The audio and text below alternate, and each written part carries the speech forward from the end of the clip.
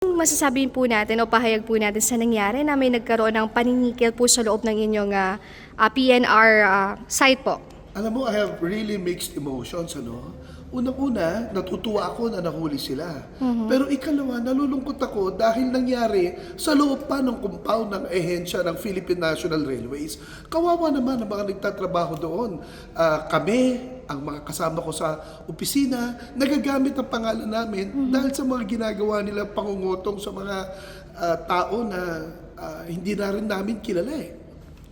Pero ano po masasabi nyo? Kilala daw po kayo ng mga private contractors na ito na...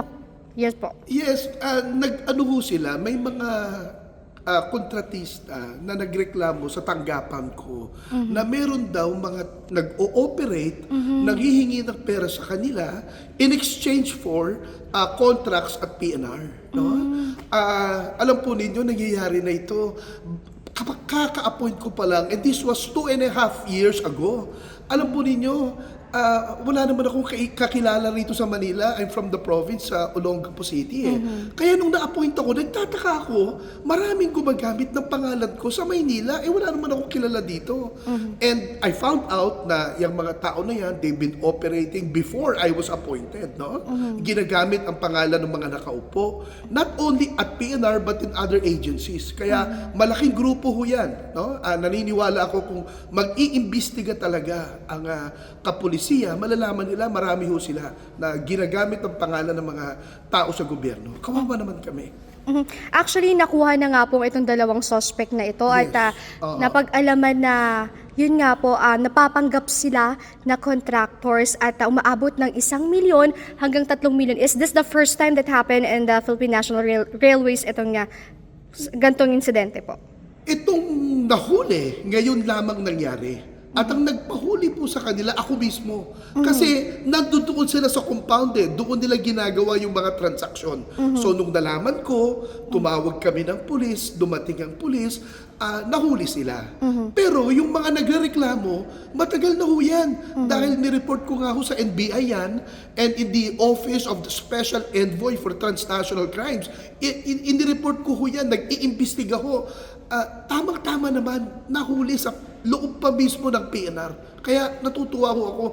Hopefully, magsilbing aral ito sa mga ganitong klaseng tao na gumagawa ng ganitong klaseng gawain. So, in short po, pwede po bang pasabi na lang po sa mga netizens, ano po ba yung binibenta o kinokontrata nila na mga metal scraps po ito? Mga metal scraps and maybe other things, ano? Kasi ang sinasabi daw nila na kakilala ko daw sila, kung babayaran daw sila, they will get favorable results sa mga bidding and procurement ng PNR.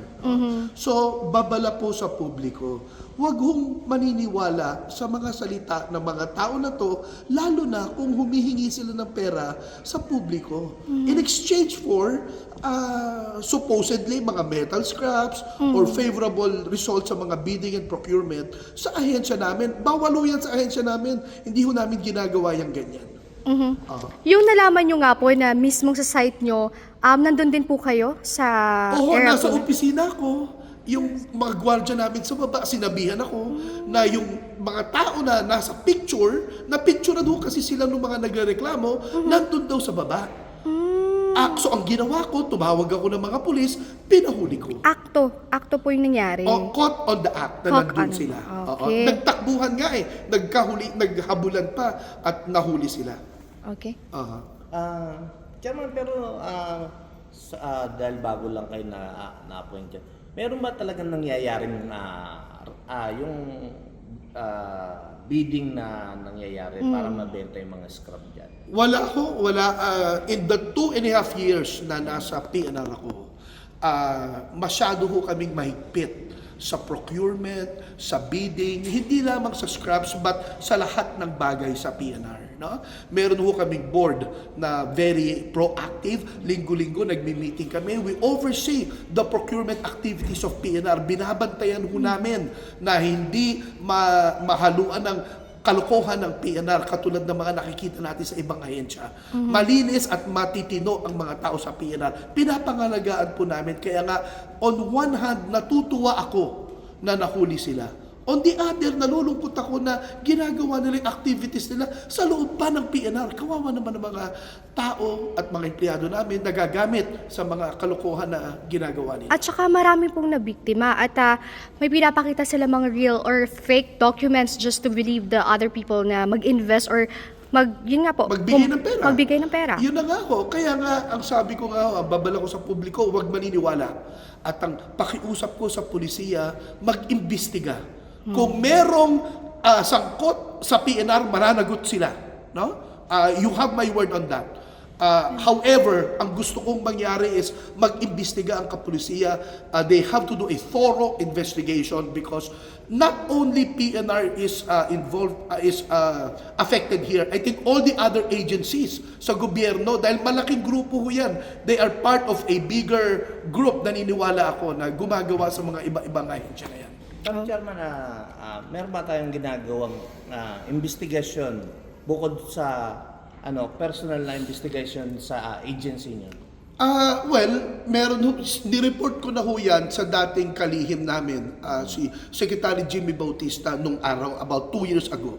Tapos nireport ko ho yan sa NBI, nireport ko ho yan sa Special Envoy on Transnational Crimes. Nag-iimbestiga ho sila, kasama siyempre ang ahensya namin sa tinitingnan. Ano? At nakita na ba na walang taong involved sa PNR. However, to the police, I'm requesting the Manila Police to conduct further investigation para malaman kung sino-sino pa ang mga involved.